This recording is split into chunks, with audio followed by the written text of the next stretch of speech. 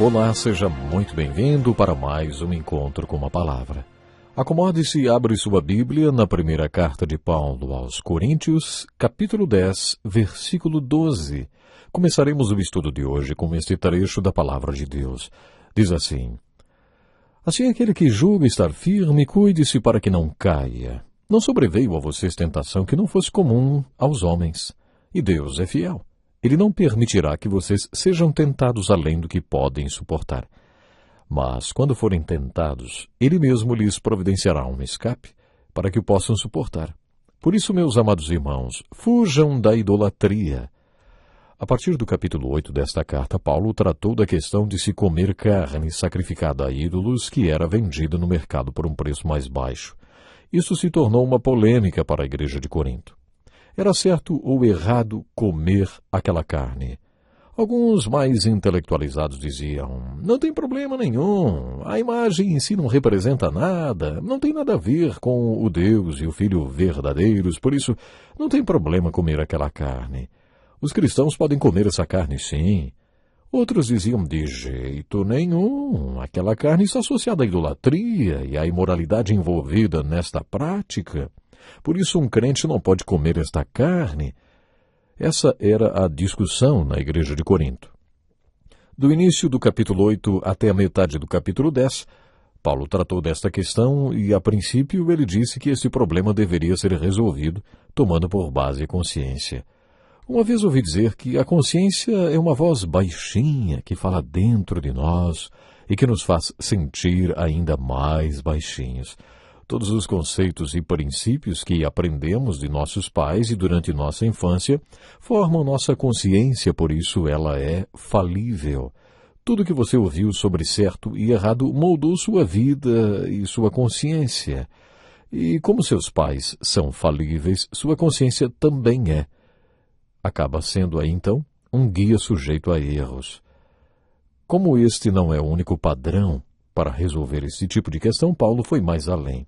Pense um pouco sobre o que é convicção. Convicção é diferente de consciência. A convicção é o Espírito Santo em você. Você sabe quando o Espírito Santo se agrada ou se desagrada com o que você faz. Ele dá esta convicção a você. Ele avisa quando não gosta de alguma coisa que você fez. Quando você toma suas atitudes pelo que o Espírito Santo mostra como certo e errado, isso é decidir pela convicção e não pela consciência. Sua consciência pode ser o resultado da consciência dos seus pais. E como seus pais eram falíveis, a consciência deles também era falível. Mas a convicção vai além da consciência. Paulo disse para colocarmos nossos irmãos no centro da nossa vida e também que nossa consciência e convicção não devem ser baseadas no nosso parecer intelectual e espiritual. Cada um pensa uma coisa e alguns têm convicções, inteligência e consciência mais fortes ou fracas que você.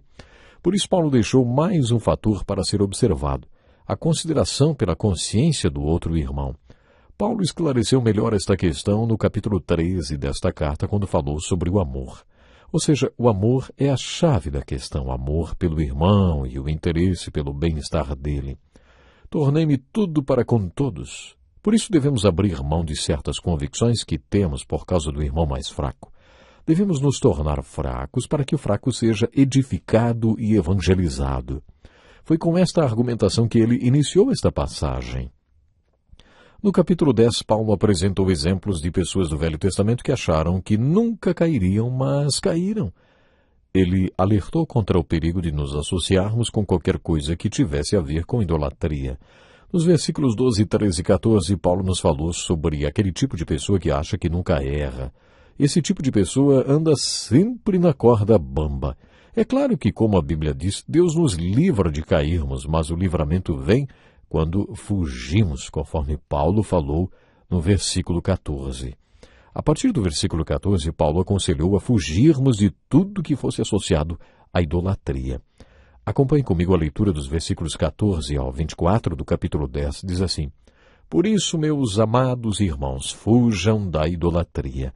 Estou falando a pessoas sensatas. Julguem vocês mesmos o que estou dizendo. Não é verdade que o cálice da bênção que abençoamos é uma participação no sangue de Cristo e que o pão que partimos é uma participação no corpo de Cristo? Como há somente um pão, nós, que somos muitos, somos um só corpo, pois todos participamos de um único pão. Considerem o povo de Israel, os que comem dos sacrifícios não participam do altar? Portanto, o que estou querendo dizer? Será que o sacrifício oferecido a um ídolo é alguma coisa? Ou o ídolo é alguma coisa?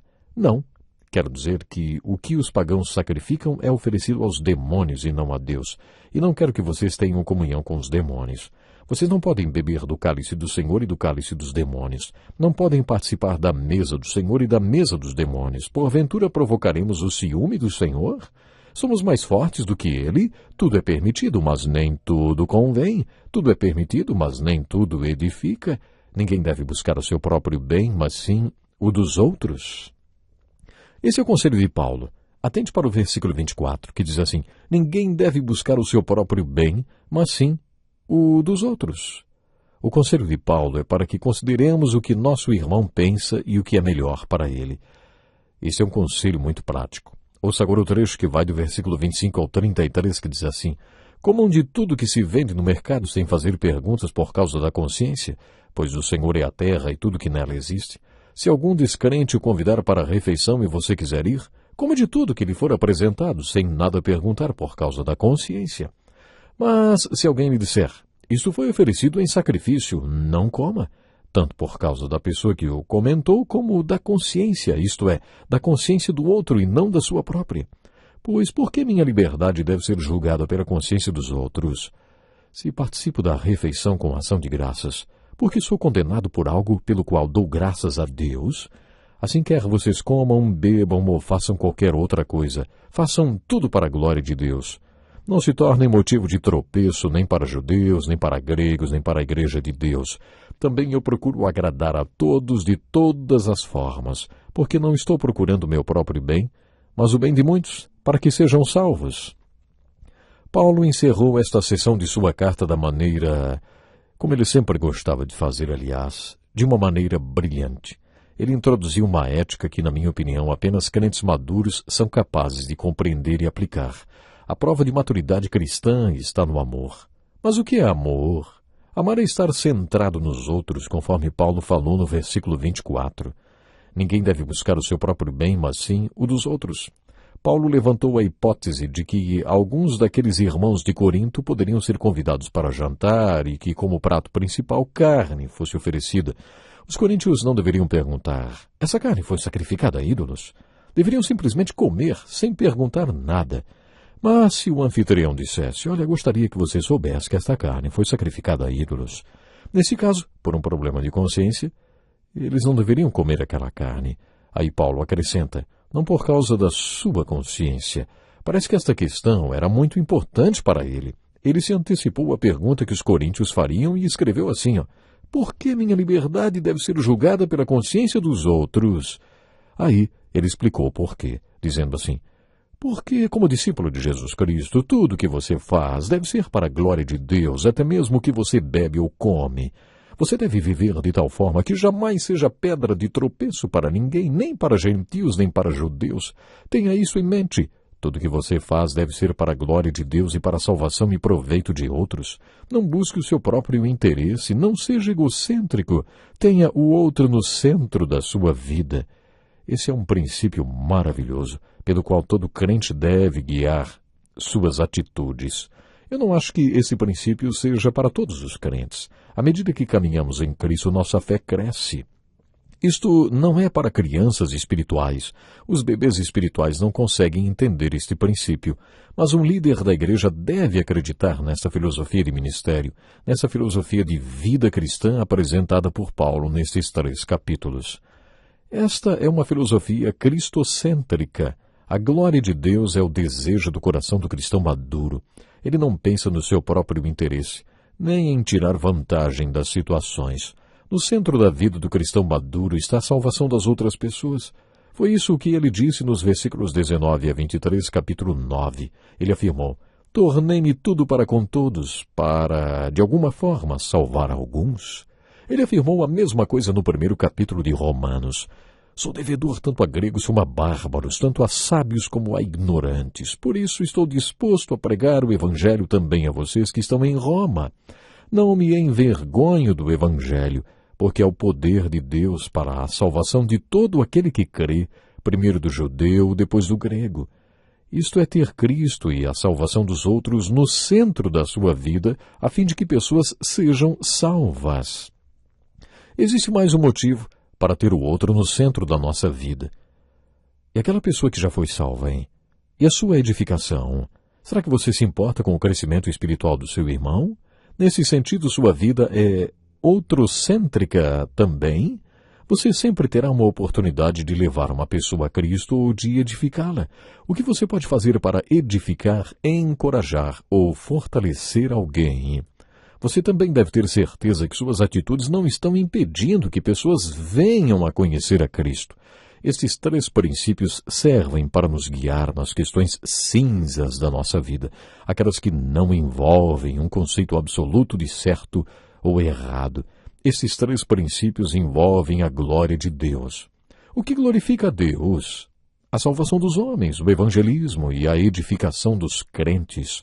Portanto, o segundo princípio é não buscar os meus próprios interesses. O terceiro princípio é fazer tudo o que for preciso para ver o incrédulo ser salvo e o crente ser edificado, abençoado ou fortalecido. Quando você enfrentar uma questão cinza na sua vida, considere as pessoas que estão ao seu redor e as pessoas que o observam. Se o caso envolver um membro ou líder da igreja, pense nos princípios desta pessoa, procure observar se esta pessoa é cristocêntrica ou egocêntrica. Sabe de uma coisa? É muito importante você tomar a decisão de ser cristocêntrica. Deixe Jesus Cristo ter um valor muito especial para você. Faça ele ter esse valor para você. Sua família vai ter mais valor para você. Aqueles que estão à sua volta terão mais valor para você. Em outras palavras, você será capaz de viver o verdadeiro amor. Exatamente isso que Paulo está nos ensinando. Você vai ser capaz de valorizar aqueles que estão à sua volta. Deus lhe abençoe e até o próximo programa. Que lição importantíssima! Este é um estudo escrito pelo Dr. Dick Woodward, na voz do pastor Edson Bruno. Até o nosso próximo encontro com a palavra.